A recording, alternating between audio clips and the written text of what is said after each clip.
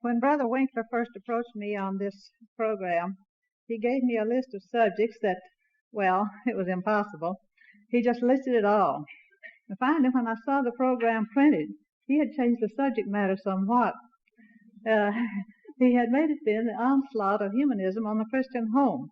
Well, that provided no problems whatsoever because humanism is an atheistic teaching that destroys all of our lives, every aspect of our lives, but it certainly is making inroads on the home. Well, let's go back first and get a little bit of background as to what humanism is. Protagoras, an ancient Greek sophist who lived some 400 or 500 years BC, is considered the father of contemporary humanism. The humanists were around in biblical days. And I was very much interested in Brother Lewis's lecture on the Psalms, and also on the lecture from Ecclesiastes on how much humanism crops out in there. Not biblical, no, it's not from God, don't get that idea, but the humanistic ideas are very much there. Protagoras made two statements. He said, man, can you folks hear me all right back there? Okay. He said, man is the measure of all things.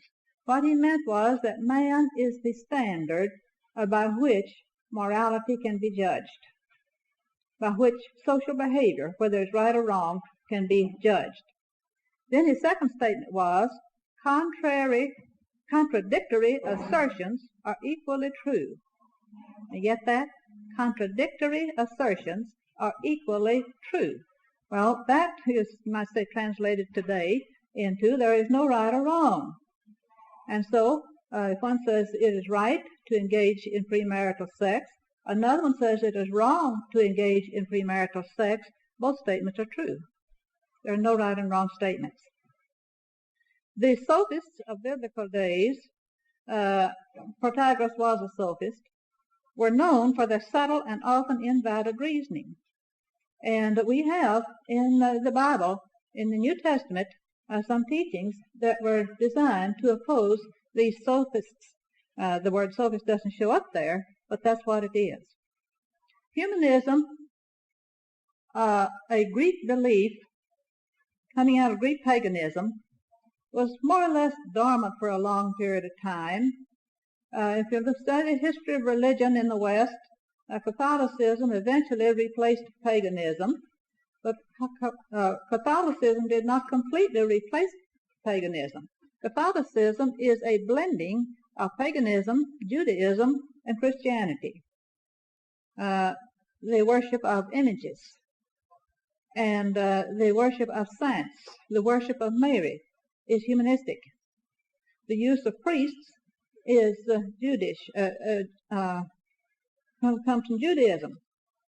And so it is a blending. It is, of course, an apostate religion. Well, the Renaissance has a period of history that started about 12 to 1400 A.D. It was a rebellion against Catholicism. The Catholics were emphasizing heaven and de-emphasizing life on this earth. And they were making life on this earth very unhappy. And so they began to rebel against that, and that is an understandable thing. And in doing so, they went back to what they call the classics, the writings of these ancient Greek philosophers. The word Renaissance means a rebirth, and it was a rebirth of this ancient Greek philosophy. Well, out of that came, they began putting the emphasis on man rather than on God. It was anti-clerical.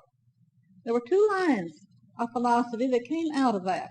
In southern Europe, particularly in Italy, it was, they clung to the Catholic religion, and it became a kind of a Catholic humanism in which there was more emphasis put on man and less on God. In northern Europe, two things came out.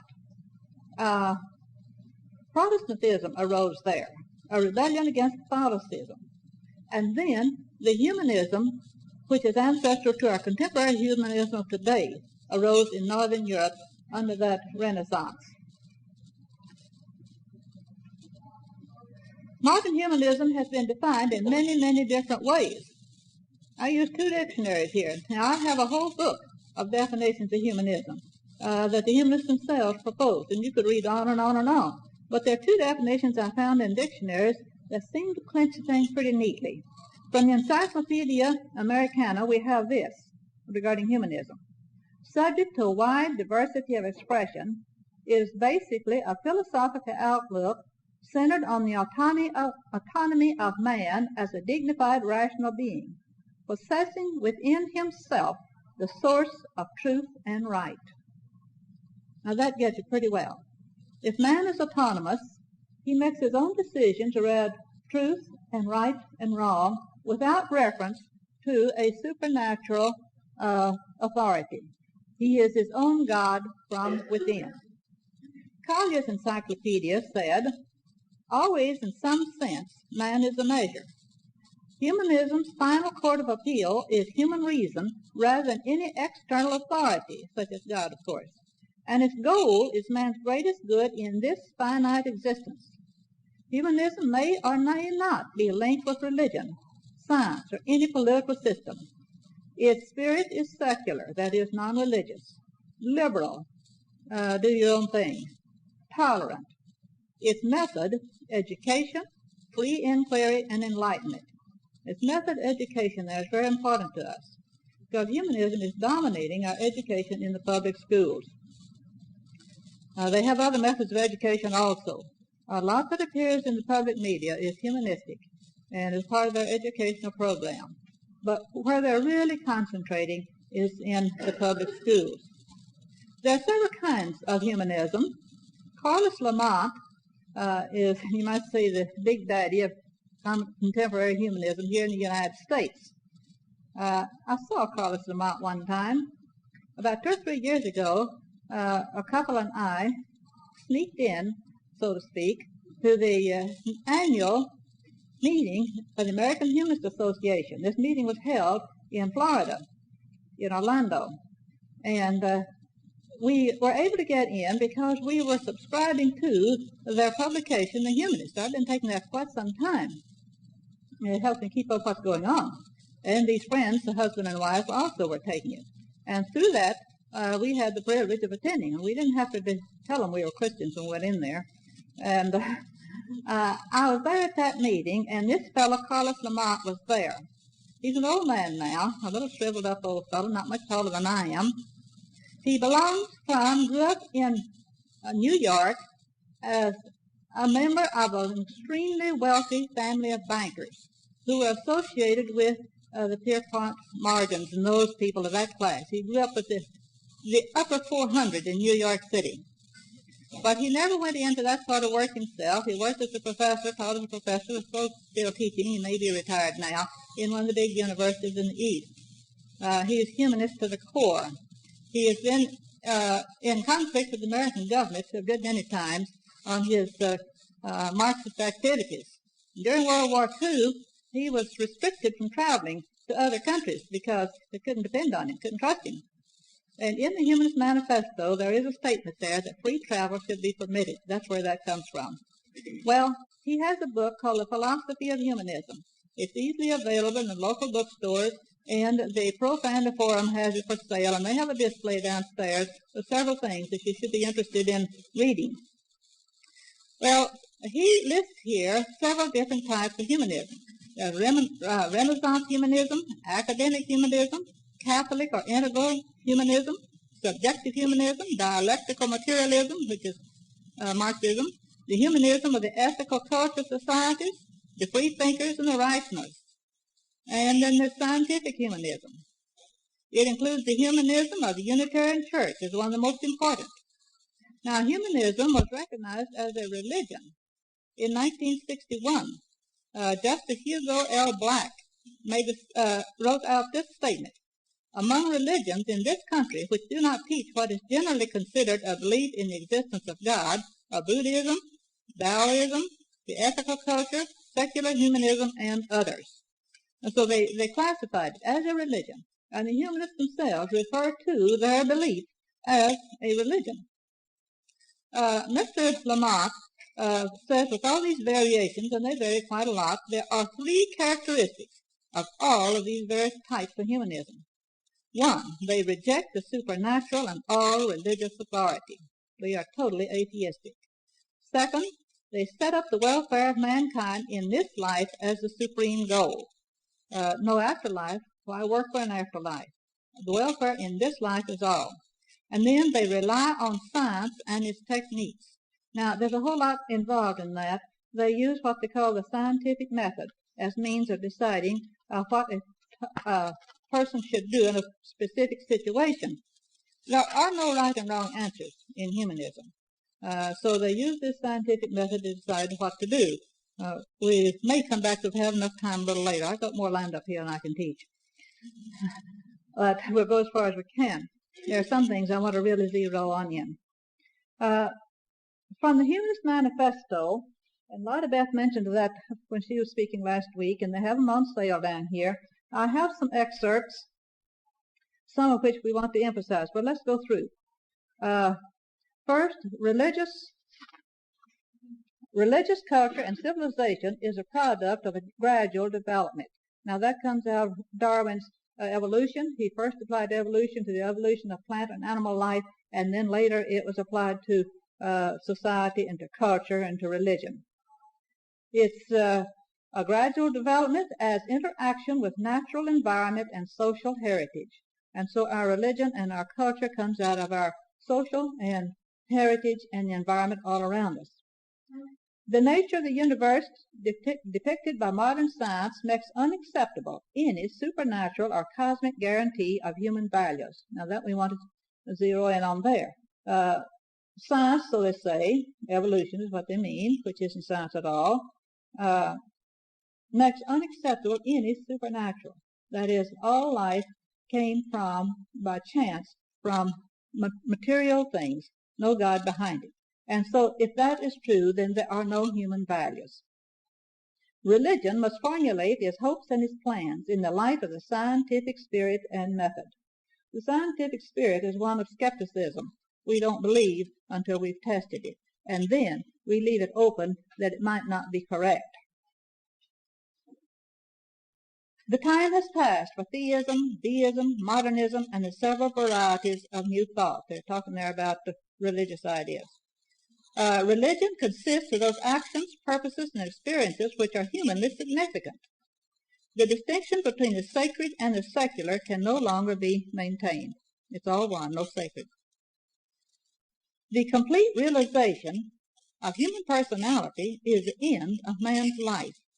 Now that we're going to come back to again. The complete realization of human personality is the end of man's life. Going farther, in the place of the old attitudes involved in worship and prayer, the humanist finds his religious emotions expressed in a heightened sense of personal life. He just has a good time. He enjoys what he's doing. It follows that there will be no uniquely religious emotions and attitudes hitherto associated with belief in the supernatural. You see, they keep going over and over to that. No supernatural. This was stated in the first manifesto. The first Humanist Manifesto was written in 1933.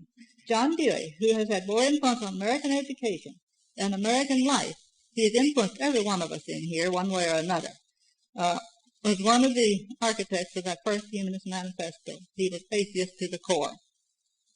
A very, very influential man. He's still very influential in American education. The second manifesto was written in 1946, I believe it is. There's a larger group of people that signed that manifesto. Some very important people in the world on a worldwide basis, too, names that you would recognize. In the second manifesto, they expanded some of the things that in the first manifesto. They said the first manifesto need to be redone. So we have here, from the second manifesto, the cultivation of moral devotion and creative imagination. Now that word creative we're going to come back to and have quite a bit to say about it. Is an expression of genuine spiritual experience and aspiration. No place is there for traditional religions. Continuing quoting, reject these features of traditional religious morality that deny a full appreciation of their own potentialities and responsibilities. No deity will save us. We must save ourselves.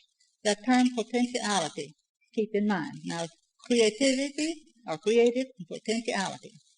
Now the next statement, promises of immortal salvation or fear of eternal punishment distract humans from present concerns, from self-actualization, and from rectifying social injustices. Now this third term, self-actualization.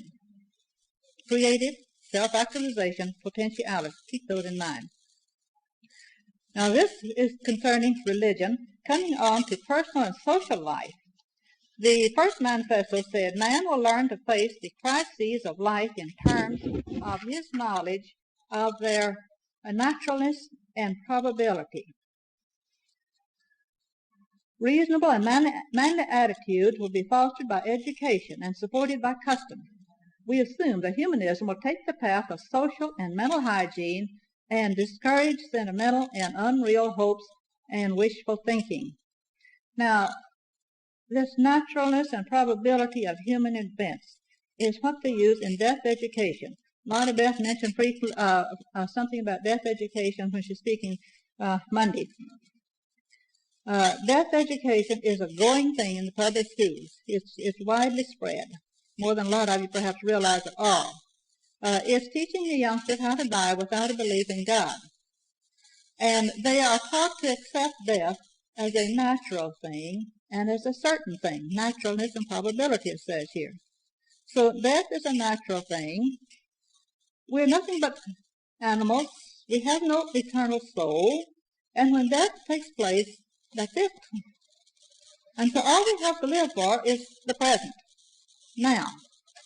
And this right here is the foundation of part of this movement of death education. It's even showing up in sympathy cards. I found them.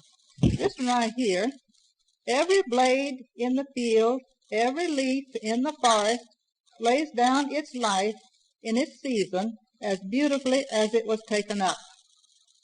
Now this will be sent to a person who has been a death. You see, they teach that when we die, our body goes back to the dust from which it came, and our Bible teaches our physical body does that, and that's true. But that's where they stop.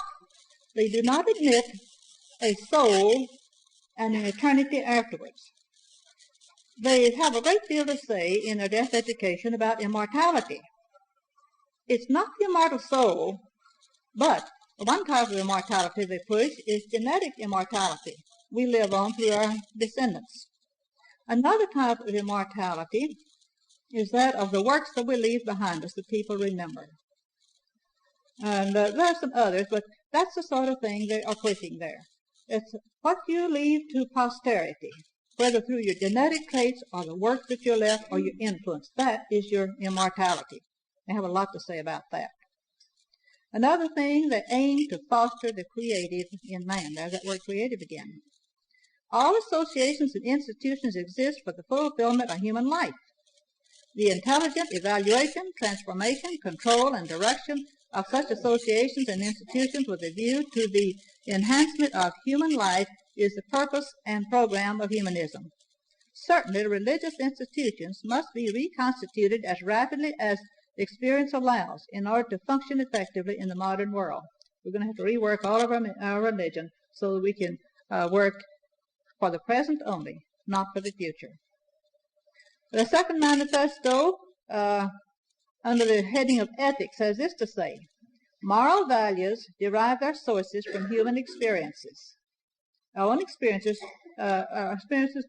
from that we get our values. Ethics is autonomous and situational.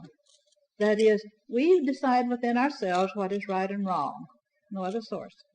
Situational, right and wrong at this time and in this place. It may be different tomorrow or the next day.